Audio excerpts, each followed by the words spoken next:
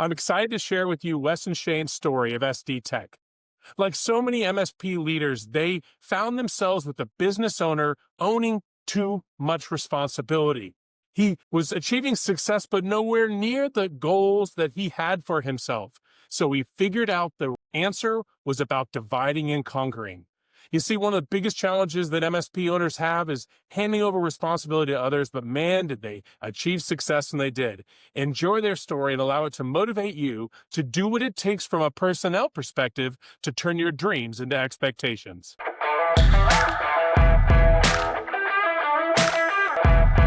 Hello and welcome to the GROW Limitless podcast. Our guests today are Wes and Shane of SD Tech. Welcome. Thank you so much, Terry. Thanks for having us, Terry.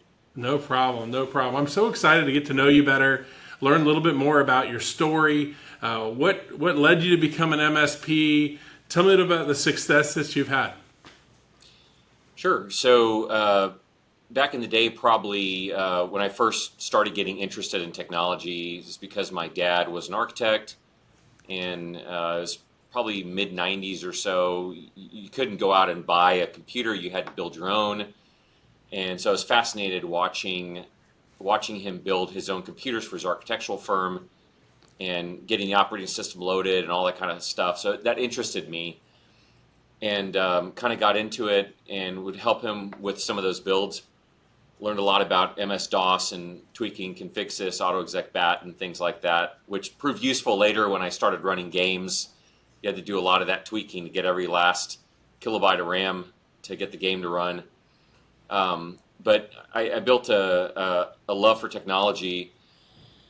And then as I got out of high school, my first job was being a tech support over at a local research facility here in San Antonio called Southwest Research. They have a bunch of different divisions. Worked for one of the divisions to support their PCs, and they had a broad range of PCs. There are some Unix boxes like Sun Microsystems and things like that to do some simulations, and some OS2 boxes. I used to use OS2 back in the day, and really enjoyed that. I moved from there to a different position across the street at Caremark, and Caremark needed a nighttime person. I'm more of a night owl, so it kind of fit my schedule. Show up at, I think it was like 2 or 3 in the afternoon, and I went home at like 11, and so it worked well. And so I did that for a while, and then I went from there to IBM up in Austin, did some Y2K stuff, and then back here in San Antonio for USAA. And that's around the time that I said, you know what, this corporate life is not for me, and I wanted to strike it out on my own and see what I could do. And so I had SD Tech as kind of a side gig this entire time, but I really wasn't pushing it or trying to grow it. And I said, you know what, let me make an attempt to see what I can do with that. And so growth was very slow going over probably the first 10, 12 years or so. I had a couple buddies of mine that they also had an IT firm, or a computer repair business, I guess you could call it at the time. And we decided to join forces and create a third company. We grew that for a while. We tried to do a merger. It didn't work out. Different personalities. We're still good friends. No hard feelings. I pulled my book of business back out and kind of restarted everything towards the end of 2016, beginning of 2017.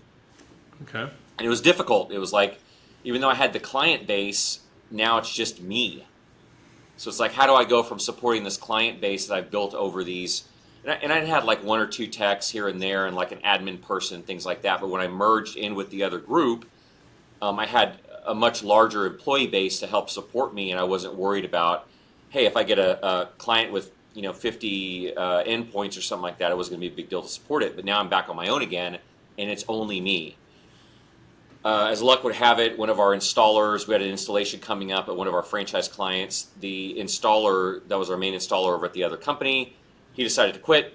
He said, hey, are you hiring? I said, yeah, great, come over. And so he joined me right in the nick of time. We were able to perform on that build out. I got an admin person again to help me with some of the bookkeeping and things like that, follow up on invoices. And then we hired a helper or 2 here and there, and then I hired another tech, and it was a very gradual process again, almost like starting from scratch. As I grew it back up to maybe about 4 or 5 employees, by happenstance, I met Shane one day, and that's a funny story. But we hit it off. and I went and had lunch with him, and I said, hey, I don't know what you're going to do for me or what you can do for me, but let's give it a go. I made him an offer, and he came on board, and we've just made tremendous strides in our growth since then. So, having the right partner in any situation is important, especially if you're trying to grow a business. And I'm not a person who's had years of experience in corporate, running teams and things like that. So I'm like an amateur when it comes to that kind of stuff, managing people. But this guy over here, this guy knows how to do that stuff. So he was a game changer when I brought him on board, and we've just made like exponential increase in revenue year on year, and it's been really good for us. And so now here we are, and we're ready to make the next leg up. And then fortunately we ran into you guys at the PAX 8 Beyond, and we're excited to see what the future can bring. Awesome. Wes, tell me a little bit about your side of that whole story. I mean, how do you, so you guys 50-50 partners? Are you, what's the ownership? And then how do you divide? You said he's the people person. I guess you're the technical person. Is that kind of the division of responsibilities? For the most part, I've tried to assist Wes in moving into a true CEO role, sole purpose with leading our business development. So he handles primarily all of our tech and all of our sales. And then I assist with making sure that we have all of the right people and supporting everything that Wes is pushing for our clients and all the new clients he's bringing on. Oh, interesting. Okay. As simplified as possible. Yeah, it sounds like a great kind of division of responsibilities. So you can kind of divide the stress by two at least, and get some sleep at night. Sometimes. Yes. That's awesome. Okay, so when did you actually start running the business, Shane? So I have been assisting with running the business since late 2019. Okay, and so you're about 6 years in. 6 years in. 6 years in. Right. So over the last 5 to 6 years, we have grown leaps and bounds. We are 6 to 7x of where we were, and our employee base has tripled.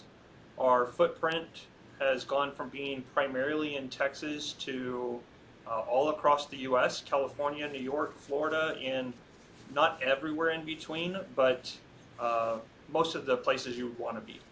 I don't think we have anybody in Idaho, but we haven't really wanted to go to Idaho. So there are some places that we still don't have a footprint in, but we've done pretty well. That's awesome. So how did you get where you are from a growth perspective? Did it mainly word of mouth? Did you have some marketing that was kind of working or really working? How did you get where you are? Because it sounds like you've had a great deal of success, especially since you guys partnered up. Well, I credit a lot of our ability to grow on a couple of things. One of them is a lot of the relationship building that I've done over the decades that we've been in business since 2000. A lot of that relationship building doesn't pay off. Like you don't start talking to somebody and then 6 months later it's like, oh, you won their business for the entire franchise. That doesn't happen like that. And then beyond the relationship building, it'd have to be what Shane's brought to the table and his ability to take things off my plate and then get the right people in the right seats, so I don't have to be thinking about that stuff all the time, and I can focus on just growing the business. Wow. and optimizing our stack across the board for technology, not only like phone system and RMM and all those kinds of things, and marketing as well. So I want to expand on that a little bit, Terry. So what Wes just said is I agree with 100%. There are two main factors that have allowed us to grow. The majority of people hear our story and they're like, oh man, once Shane joined, that was the catalyst. That's what clearly allowed for all of this expansion. And there is a lot of truth there. However, it is the decades of hard work that Wes put in and the relationship building that made me interested in SD Tech in the first place. The way Wes runs his business and the way he treats every one of his relationships is why I was like, this is what I wanted, and I wanted to get out of a corporate structure and back to something that felt more local, even if it's nationwide. And by taking that work off of Wes's plate and allowing him to focus on what he was really good at, it allowed for the expansion to happen very quickly. But about 90 to 93% of our growth has come from word of mouth and referrals. Wow. So I mean, that's him. You know, Yeah. that's the work that he's put in since 2000. That's great. Wow, that's a lot. And have you found that you could count on those leads, or were you just hoping each month that you get a new one? I mean, how reliable was the flow, especially like say over the last couple of years? Well, I think it's different in different verticals. So you take, one example would be like Keller Williams is a client of ours, and we have several of their locations here in San Antonio and the surrounding areas. But you think about like the Heritage location, I've been trying to get into that location probably since we've had CityView, and we've had CityView since about 2000. So 2000, 2001, somewhere in that. They were one of our first clients. And trying to get a foot in the door at the other location was like pulling teeth. And finally, by chance, between the relationship that we had built with the technology director at the CityView location, she was working more frequently with the technology director at the Heritage location. And she said, hey, if you guys are struggling with your IT, you should really look at using the guys that we use. We've had them for, 12 plus years at this point, or 14 years, or whatever it was, to have a conversation with them. And so we went and met with their IT director over there, and I won him over. And I didn't think it was going to be a very long meeting. I thought it was going to be like a quick 30-minute lunch, and then he'd use some excuse to leave. But we ended up being there for an hour and a half, almost 2 hours talking. And he liked our approach to doing things. The MSP that they were using would tell him things like, well, we don't really do that, or normally we don't support real estate offices. It's like, okay, if you don't normally do that, then what are we paying you for? They were just acting like they were put out when they'd be asked to do things, and that's not really the way you should do business. If the client's paying you, you should do your best to assist them in whatever form or fashion, within a reasonable scope, obviously. But and then beyond that, a lot of the relationships we've built with franchises. Good examples, Massage Heights. I'd been seeing my massage therapist since about 2012, and so it'd been probably 2-4 years or so. And then when I went in there one day, they were messing with their phones. They couldn't get them to work right. And I told them, hey, we do phone systems. Would you guys be open to trying our phone system? And they, oh, yeah, let me talk to the owner. And I later found out the owner is actually one of the co-founders of the company that owns this particular location. Ironically, it's like 4 doors down from us in the same strip center. Right. And so I talked to the owner of that location, also the founder of the company, and kind of sold him on trying out our phone system. And so then this is during the period of time that I was partnered with the other guys. I went to my business partners and I said, hey, I see this opportunity. We have to come out of pocket maybe about $1,800 to get phones, get the license. We were using 3CX at the time. Yep. And get a PoE switch and like a Peplink router. So maybe about $1,800 with the phones and all that stuff added together. And one of the partners who dealt a lot with the money was like, oh, that's ridiculous. It's going to take us years to ROI. And I'm like, you're not listening. You're looking at this one location. I'm looking at this as our foot in the door to get every Massage Heights location. And he poo-pooed the idea, so I went ahead and just put my money where my mouth was and paid for the equipment myself, set it up on my own time, went and implemented it, trained them on how to use it. And still to this day, they have every phone that we originally gave them, with the exception of one they cracked a screen on. We replaced it. We made our money back tenfold, and now we're in 80 plus out of their 110 locations, and we do MDM for every location they have. And we also support corporate now, and that's put our foot in the door to other franchisors as well. And so it's just, the payback has been multitudes over what we invested initially. I feel like that's a lot of times how great MSPs are run. They find a way to get in the door. They sell them something. They get in the door, and then they cross-sell and upsell and take care of the customer and expand over time. Yes. I think I applaud you for that. We have one of the things I've noticed out in the industry is that we've gotten more and more uppity about what we're willing to do and how we're willing to bill and what we're willing to start with. And we kind of forgot the fact that almost every relationship starts off crawling before you're walking. It's a date before you get engaged, before you get married. Yet most MSPs are like, oh, my way or the highway, all in or nothing, $500 a user, or I'm not getting off my sofa. It's kind of like, it's gotten almost ridiculous. So I compliment you just for having a bigger picture thought. It's a challenge that I've seen out there, and I've considered it a disease, but it's been caused by, frankly, people like me who get on stage and try to hype up their system or whatever by helping you understand you're going to get to $350 a user or $1,000 a user, and it creates this unrealistic spreadsheet in someone's head. It says, well, if I get 10 customers and they're all 1,000 each, that's $100,000 a month. And you're like, well, hold on, it's not that simple. It's not easy to get a customer like that. So I applaud you for that. That's cool. So if you were, obviously most of it was word of mouth, and golly, you've been doing this a long time. So you're celebrating your 25th anniversary this year. Is that the math holding in my head? Holy smokes, man! Yeah. Congratulations. I think time is the ultimate test. So I got to ask. I mean, I was an MSP for 12 years before I sold, and I was fried. How do you do it? How do you keep grinding for 25 years? What's your secret? So. Have you met this guy Shane before? I love that. It is not me. So I will tell you that right now I am on vacation. I broke my vacation to come here today and hang out with you. It's true. And to hang out with Wes. I need a lot of downtime. I need to make sure that I'm taking care of myself and my family.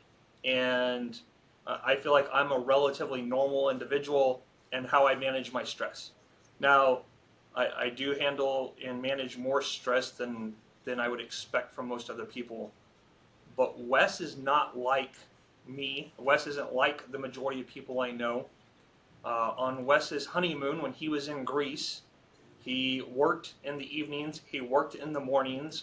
When we go, whether it's on a work trip or on vacation together, he works 4 to 6 hours a day while on vacation. That's not good, man. Not good. But that's where it's weird, is that when Wes needs to actually disassociate from work, he stresses out. It doesn't sit well with him. When he's able to pour himself into work, he de-stresses and he decompresses. So just knowing that the problems are solved gives you peace of mind, huh? Yeah, yep. So I've watched him, and when I hear of individuals who say, I want to build an empire, or I want to build a legacy, the majority of people have heard those phrases, and they're repeating them, and I'm sure that to some degree, they want that, but the majority of people do not have the ability or willpower to truly stand behind saying, I want to build an empire, I want to build a legacy. That is Wes. Oh, that is Wes. I want to support him building an empire and building a legacy. I don't have the same level of drive that he does, and he is absolutely what has allowed for SD Tech to be celebrating its 25th year. That's amazing. Well, I compliment you guys. I don't think I would have made it. So they're a great combination. I love just knowing who you are. Yeah, I'm with you. At least you have it. I'm just thankful I have hair at this point. A lot of people. I'm 50 now, so I have a lot of people my age that are starting to lose it a little faster than I am. So that's cool. So I guess walk me through your growth journey. I know you started off on word of mouth leads. Obviously, came to a decision at some point that it wasn't what got you where you are is not going to get you where you're trying to go, and you made the decision to go out there and find another partner. Talk to me about the firms that you considered, the decision-making criteria, and what led you to make the decision that you made. In terms of how we were able to make the growth? No. In selecting, how did we get to Marketopia? Oh, to Marketopia, okay. We have tried a couple other companies, and kind of lackluster results. Sometimes it was okay, but it was never great. I was very impressed with the process that you guys presented and the holistic view you have of selling the entire company and wealth of services that you guys offer, and how you help us sell our entire suite of services to potential clients. So it's not just like, hey, we're going to jump on the phones and hammer the phones for 8 hours a day, 5 days a week. We're going to help you maximize your collateral so you have the best chance of winning the client once we get the opportunity. We're going to provide additional sales training. We're using this great system to track all the analytics. Like, I love the little email that I get every week. I think it comes out on Wednesday or something, with the contact rate and how many dials and all that kind of stuff. It's a great just kind of snapshot of what's happening, so you can see like there's forward progress. You guys are reaching out to people, any potential leads you've got, and all that kind of stuff. So I think you have a very good system together, and I have high hopes for what you guys can bring to the table for us. Love it. And how many leads have you gotten so far, and have they held yet? And if so, tell me about how well you're progressing to that second appointment. Well, you guys only started a couple of weeks ago, so I want to be fair to you guys. You haven't even been a month in. I know they've made a bunch of dials so far, and you guys have a list for us that you're contacting. Okay. So no leads as of yet. Okay. But they were very good about setting proper expectations. You can expect 0 to 1 leads the first month. I'm good with that. It takes time to kind of ramp up. Yep. Once you kind of get that momentum going, then like next month, maybe we have another call next month and see how it's going at that point. Yeah. But I think the process and procedure that you guys have in place can really lend itself well to growth. Right. And you're as I understand it, you're just doing tele. You're doing lead gen, not marketing, right? We're doing we have that done for you package of marketing with you guys. Oh, okay, so they are doing the marketing for you. Okay, cool. So Yes. That's getting ramped up, and that's starting to come. That's really cool. Okay, Yes, sir. yeah. So obviously it's going to take time. The key is to make sure that you're ready when that first appointment comes, because it's like a blessing and a curse. When the appointments start to set and they start to hold, the pressure goes from my team to your team, and at the end of the day, we all fail if you don't close a lead. So you'll feel that pressure. We really want to make sure you win, and one of the challenges to Marketopia in general is we've been doing this 11 years. We know what the heck we're doing. We do more leads than everybody else. We're more evolved as a company because we're bigger and older and more mature. But our Achilles heel is the last mile. If we set 100 appointments, 100 hold, and you close none, we still get fired. You know what I mean? So we really try to focus on the sales methodology, making sure that you don't use the word of mouth sales system that got you where you are when you're dealing with a marketing lead. Have you started to take the training and work in the peer groups yet? Tell me about your experience with those so far.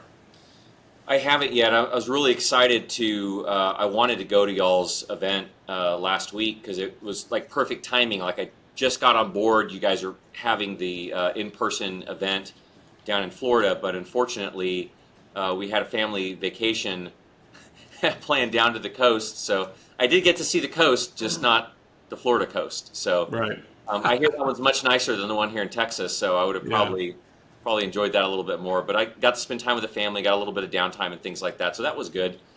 I am looking forward to the peer group. I think the fact that you guys have that, I think, is a great idea. So it's all the little things that you guys bring to the table. It's like meeting the other MSPs face to face and getting the peer groups going and doing the marketing for you kind of thing, and then providing that training.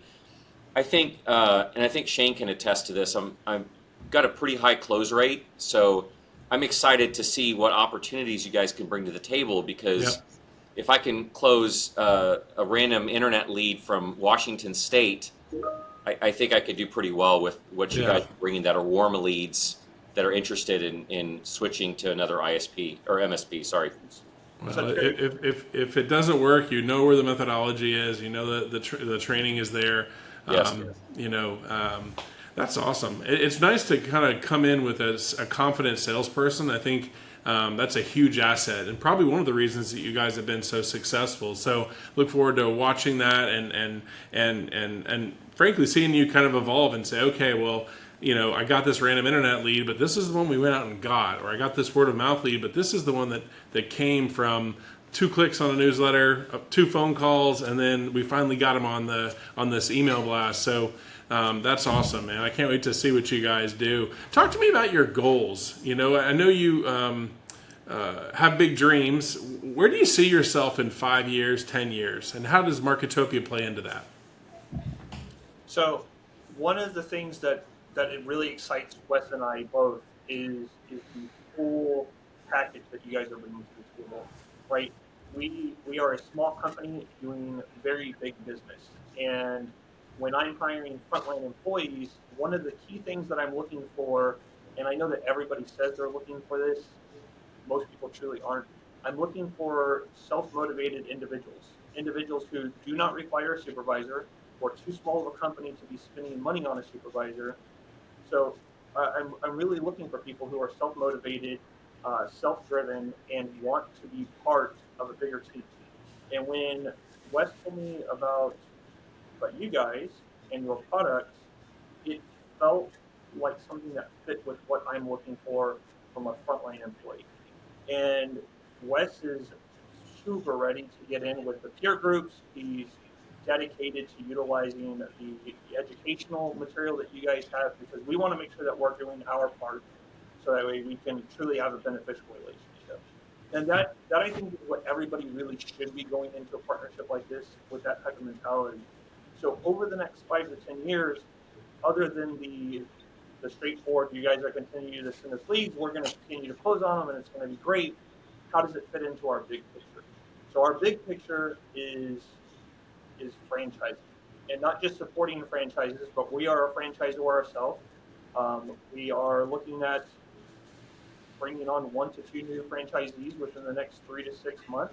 Wow. So what we Okay. want to do is make sure that as we're bringing these franchisees on, we have a relatively unique concept for how we franchise our MSP.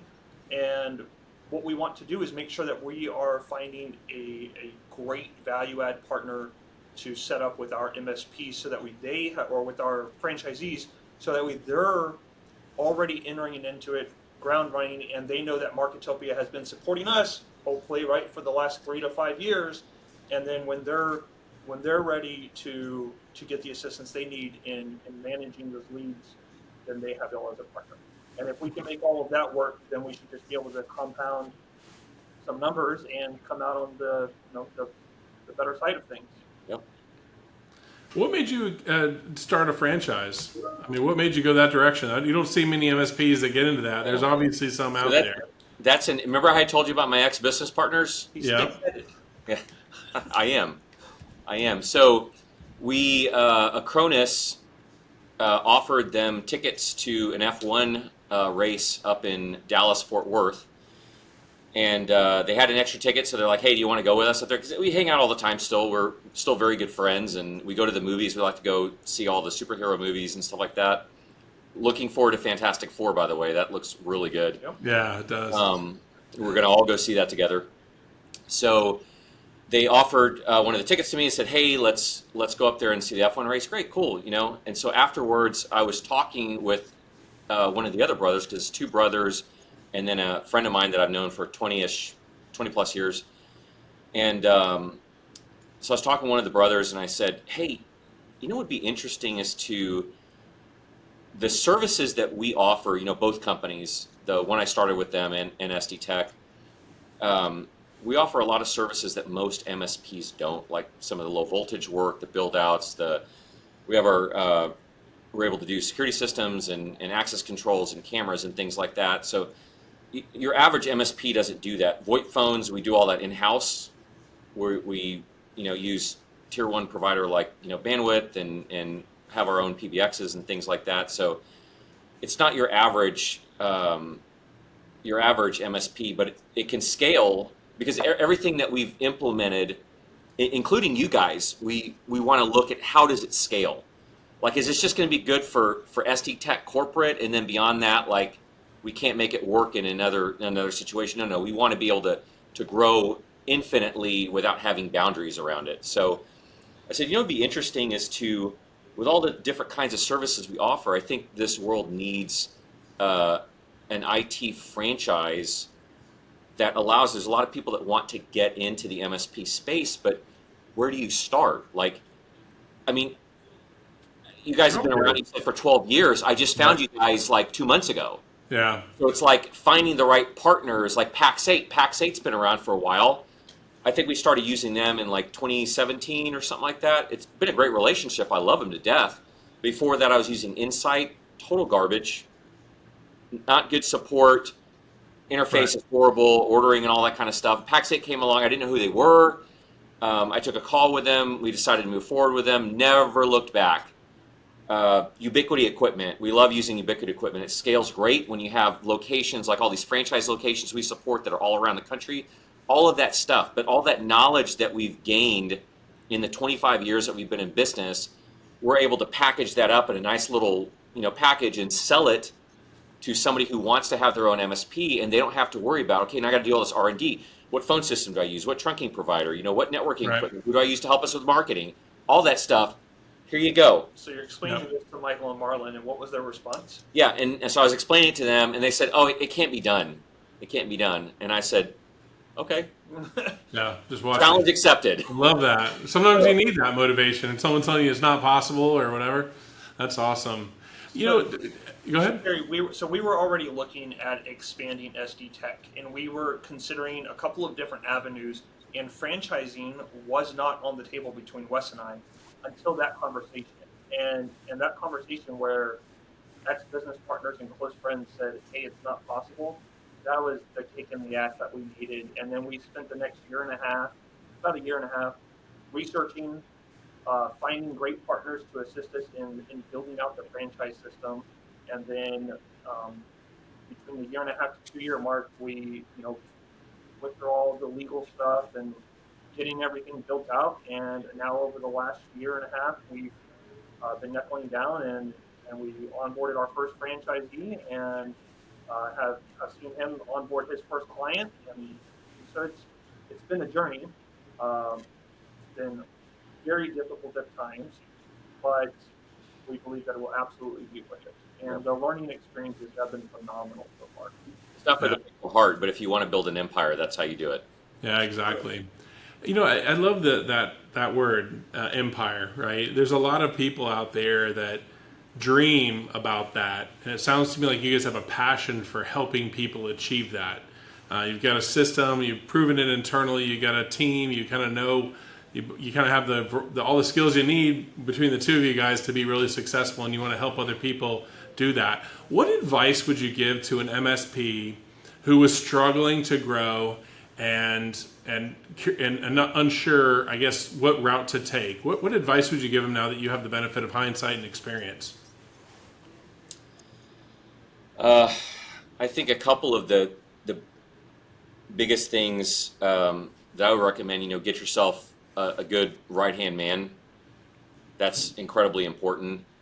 That allows me to be more focused on the growth side of things, which is what I enjoy. I enjoy the tech side of things, and I enjoy the growth side of things.